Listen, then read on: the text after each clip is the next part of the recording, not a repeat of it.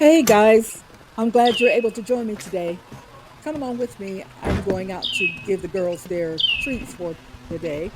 You can see they're already starting to come to the gate. I'm also going to show you what I consider to be my secret weapon against the lack of enough sunlight in my garden. I'm only getting about 4, maybe 5 hours a day of sunlight, and that has me concerned. So I have a secret weapon I can't wait to show you. But despite the minimum sunlight, I'm amazed at the progress that my garden has made. So let's go in and give the girls their treats.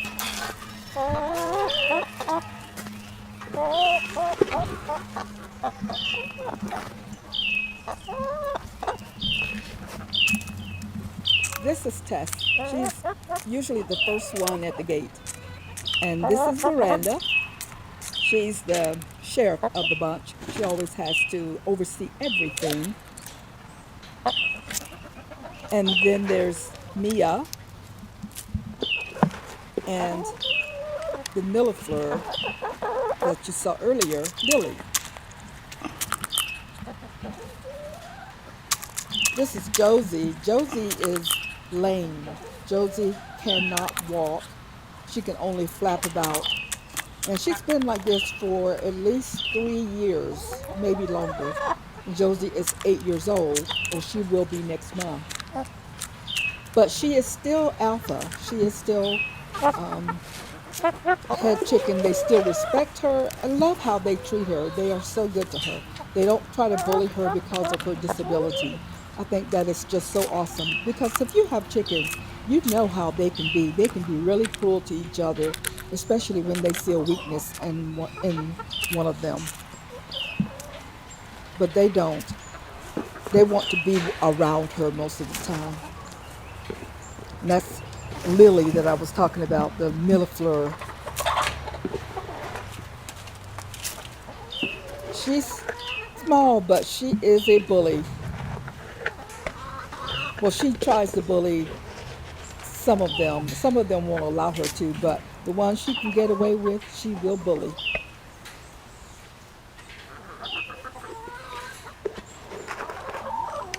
The other girls are back there. They can't wait for their turn. I'm coming, girls. Hang on. Let me finish with this crew.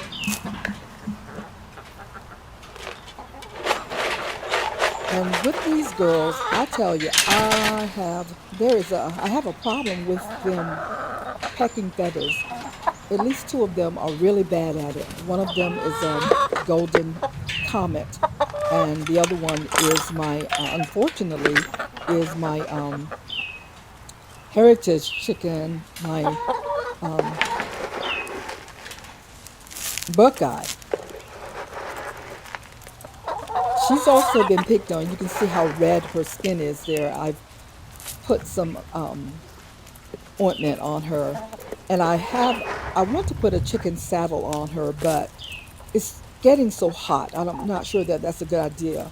I think I'll try to catch her again and get some of that Rooster Booster or Peck No More. But they love these black soldier fly larvae. You can see how they're going through and picking out the black soldier fly larva first, and then they'll eat their other parts. But they have to find that black soldier fly larva, and there are sunflower seeds in there too. This is a scratch grain. It looks like it almost looks like their feed, but it's a scratch grain by Neutrina. I feed them Kalmbach hen house reserve on a daily basis, as well as Kalmbach crumbles. So they have a choice as to which one they want to eat. They really love the Kalmbach hen house reserve. Again, probably because it has the sunflower seeds in it and lots of other little grains and seeds that they enjoy.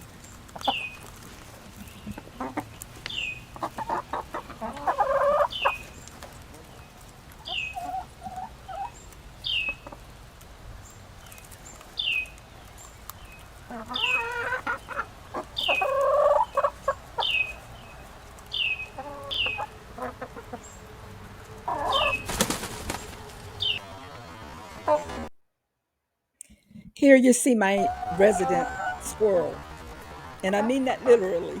She has moved herself atop the coop. So whenever I feed them, she comes running too. Nature calls. Norma Jean is going to lay an egg. I'm sure she would rather be there continuing with the other girls eating their treats, but nature calls. When it's time to lay that egg, she has to go lay that egg.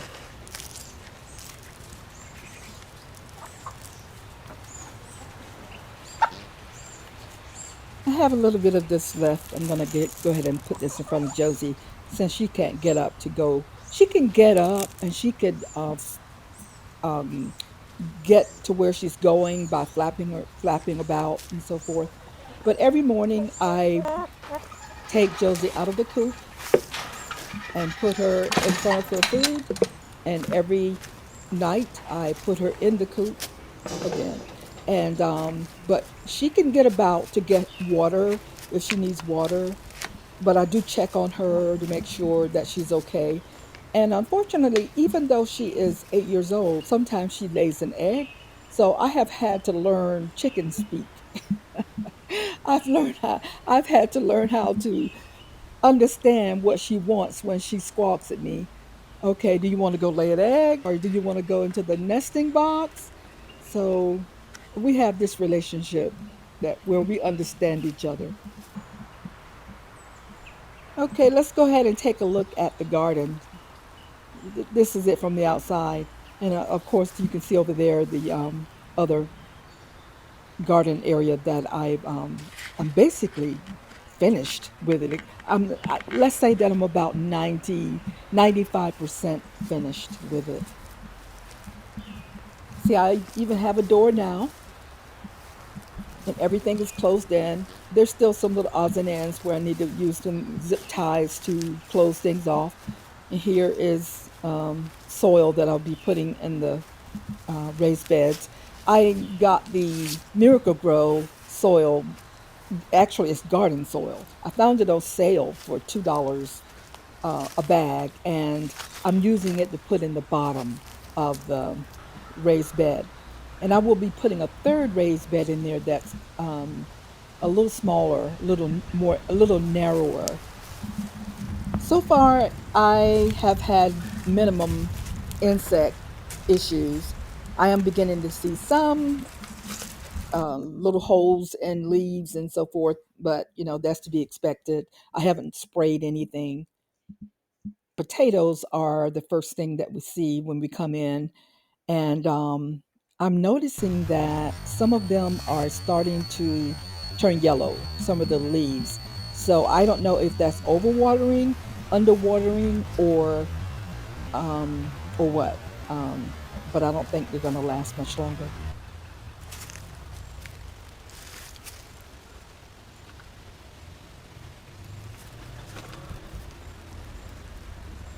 The last time we didn't find too many tomatoes on these determinate plants. Remember?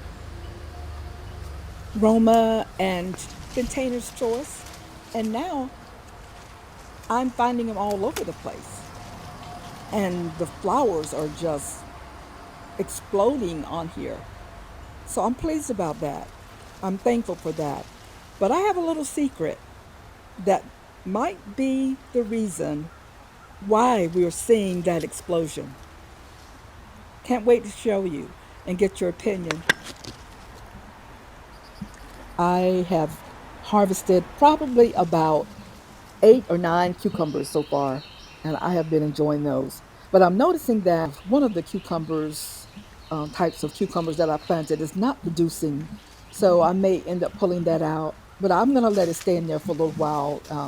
Maybe it just needs more time to start producing because right now I'm back to having male flowers everywhere with hardly a female flower in sight.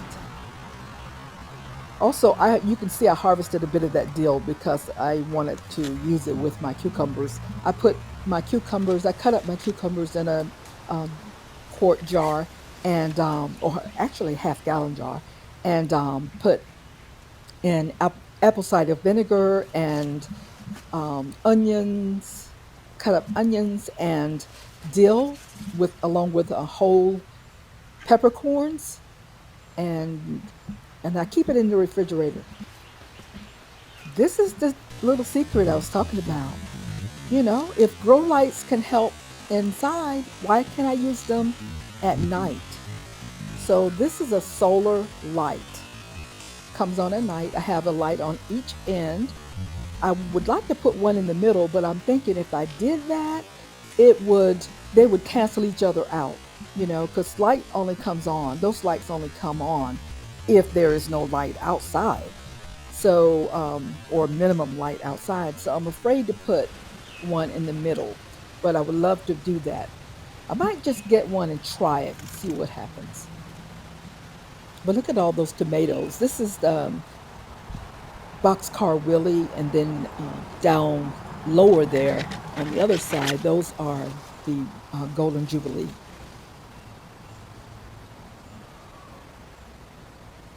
I just can't wait to see, you know, because the first time I tried this, it was just such a wash. You know, I put in all that work and I got really nothing out of it. And this time I'm also putting in a lot of work, even more work, and I want something out of it this time. Okay, this is container's choice, and it only has about two or three tomatoes on it, but I'm noticing that more and more flowers are developing on it also. There's my parsley, and these are Armenian cucumbers. At first, I was thinking that they are growing slowly, but I forgot about the fact that I started them outside and it's only been a month. So it's probably what's expected. I've never grown anything direct seeded before, so I'm getting that's something I'm getting used to.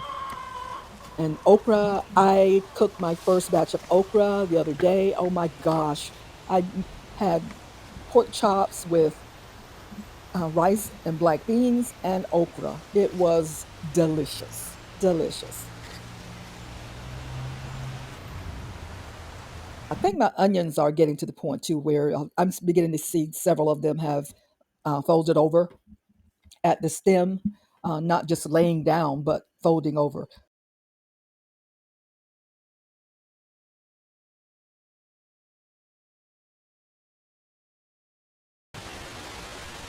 This is the second light. And I apologize for the darkness there. You could hardly see it, but they're different types. This one didn't seem as light as or bright as I would like for it to be. So I tried the other one. I bought the second one that you saw the first time.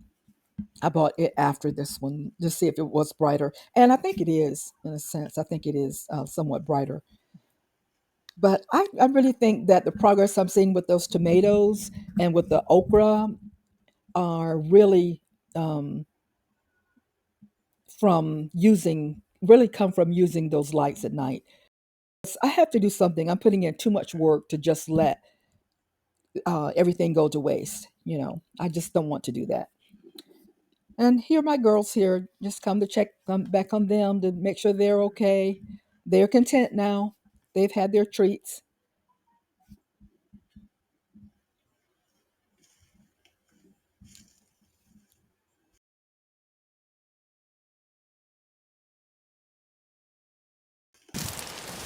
You know what I'm looking for. You know, I'm over here looking to see if I have more okra to pick, and how many cucumbers I need to come and collect. That's one good thing about having the garden and having something in it that you can harvest in a reasonable time, because everything else in here apart from the okra and the cucumbers are going to take ages to grow and ripen.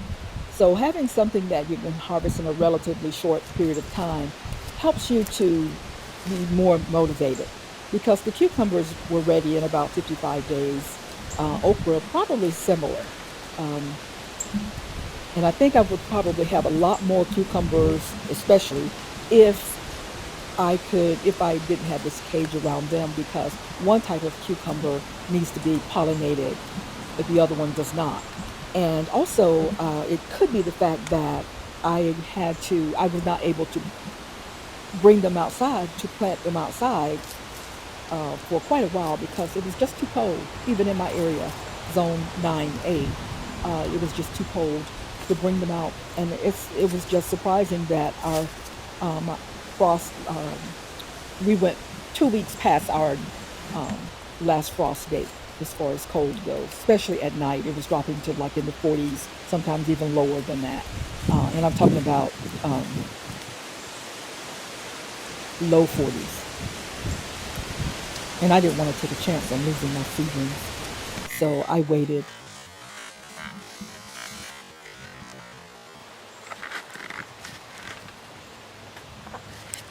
Now come with me inside and I'll show you the plants I have started. Some of them I had to restart because they did not germinate. I started cucumbers and peppers, okra and squash, as well as green beans. My green beans, um, okra and squash did are doing great. As you can see, this is my okra, and I have two of those, um, two containers of those, and I have some green beans, and there are the green beans there. Here are the green beans. Here are the green beans here, and the squash.